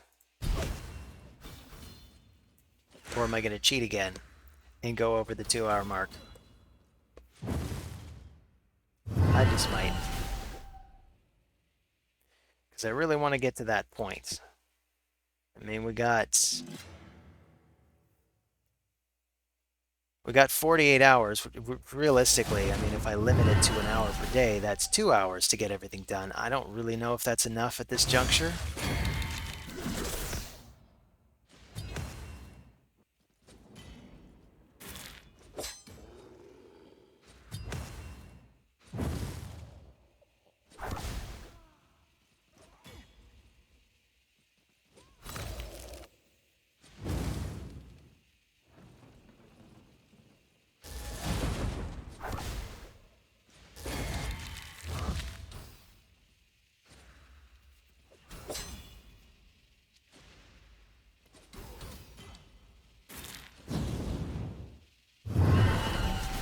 Bonk. Kerplunk. So we booted to 8-4. I am going to be... I'm a little worried about the boss. It's possible we'll get walled out by the boss here and not quite make it. And have to do a little more tweaking and re-gearing to get through Bad Alcazar. I think it's Bad Alcazar anyway. I guess we'll find out one way or another. But I really, really want to get to the Deadlands. Get to the Deadlands and just start farming.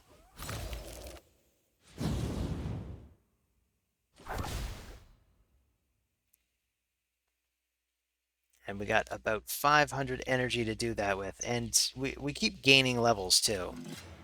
We gain one more level, we can visit the market. Also, this stage has the Templar that I was talking about in Wave 3.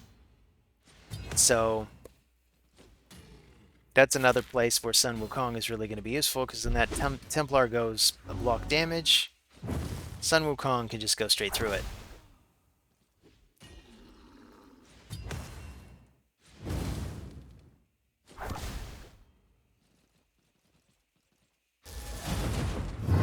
They've got Armiger too. Anyway, wow, no problem. Just moving right along here. Also, we're getting lifesteal as we push through here. So I could re-gear Kale right now. Have a couple more lifesteal pieces so that he's a little better at keeping himself alive.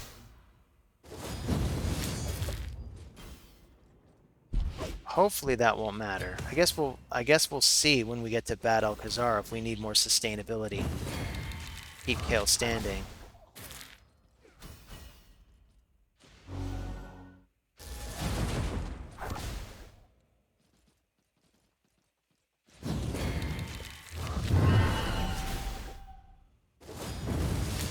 So is he going to go for his block damage while he's under block buffs? Actually, he's not going to get to do anything. He got frozen.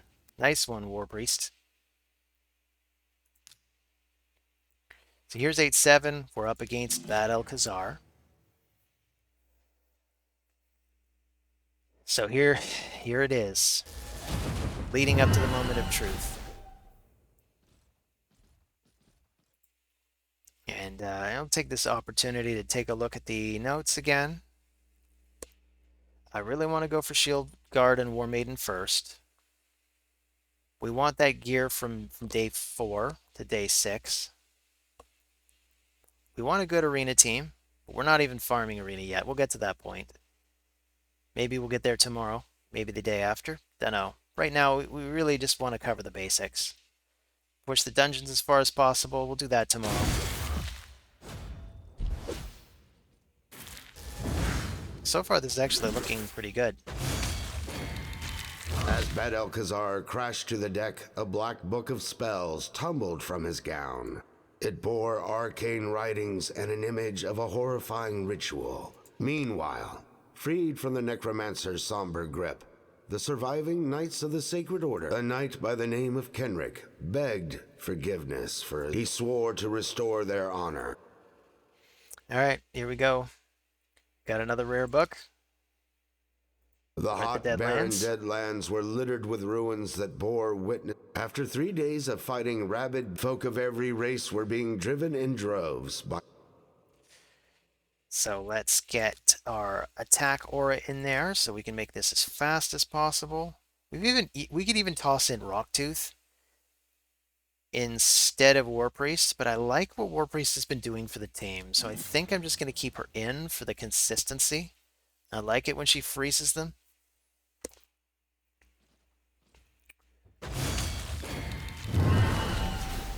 So there's War Maiden. Sorry, War Maiden. But she's our goal. I wonder if there's a shield guard in any of these waves as well.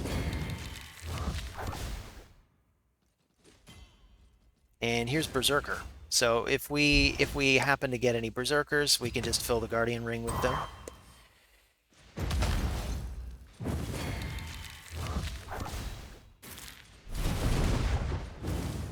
As you can see, he's no slouch. He just knocked out 2 of our people. And Outlander. Outrider. Yeah, I can read.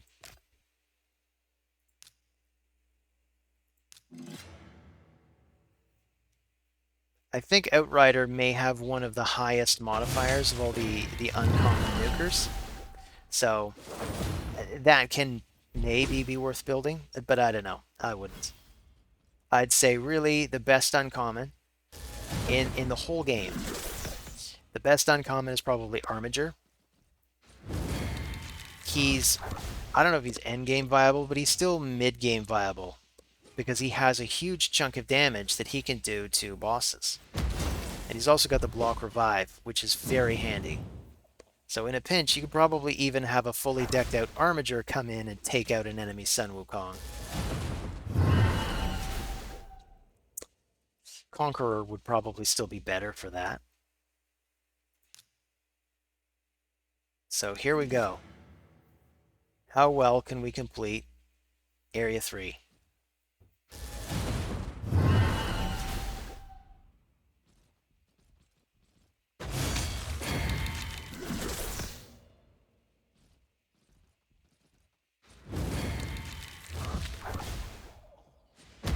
And how are we doing for time? 1:55. Alright, so the first session will be a 2-hour session. We'll say I limit the first session to 2 hours.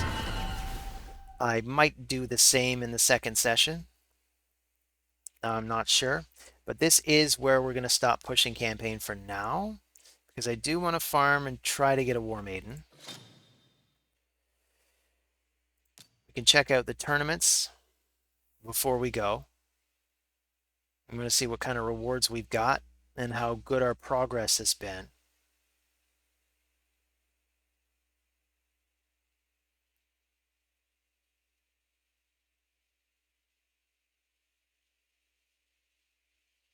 If the game will let us. Come on, game. So we got to 347. So really, we need to push more dungeons. We can actually hold off on this. I should have thought of that before the other time. But this 5-star speed gear is going to be really, really good for where we are in the game. It's very difficult to get gear that good this early. And we can't go to the market. We're not quite there. We will get there by farming, though. So here is what I'm going to do. We're going to go back to campaign. Collect the gems. Why not? We are going to go to the Deadlands, and we are going to farm stage 3. We've only got 30, eh? Okay. Well, we're going to leave in Kale as the leader. There's a specific reason for this. Unfortunately, the game will not swap out the person in the leader slot. So if you happen to have somebody else in the leader slot just because you like their aura, it will not work. It'll just leave that leader in, even if that leader was food. So we won't continue, even if they hit max level. We want to instead switch them out. We can continue if we lose, that's fine. We won't use gems. We want to keep those gems. Gear selling filter is off. We could probably turn it on, but you know what? Let's leave it off. Why not? We can batch sell stuff later. Then we can edit the queue. And what I'm thinking is maybe we'll just farm with the 1s, and then these 2 1s, and then maybe these 2 2s, and then these 2 2s. And it probably won't get to this in 30 fights, but we'll take those. I mean, we can even take these. Why not? We'll go all the way to 12. Confirm, start the multi-battle, and that is time. Yep, it's time. So thanks for joining me on this first video. Let me know what you think. Let me know if you like it. You know, give me a like, give me a thumbs up. If you don't like it, give me a thumbs down. I'm gonna keep up this series for at least the first little while. I might keep it up for the whole year. I might keep it up for the first 6 months. I don't really know. We'll see where the wind takes us. I'm not stopping the live arena stuff, of course, so I'm still going to run live arena, but I'm also going to run this new game so that we can experience the new game together. If you're playing a new game, and if you're not playing a new game and you just happen to be watching along, hey, cool. Thanks for watching. Anyway, either way, thanks for stopping by, and I'll see you again on the next video. Take care.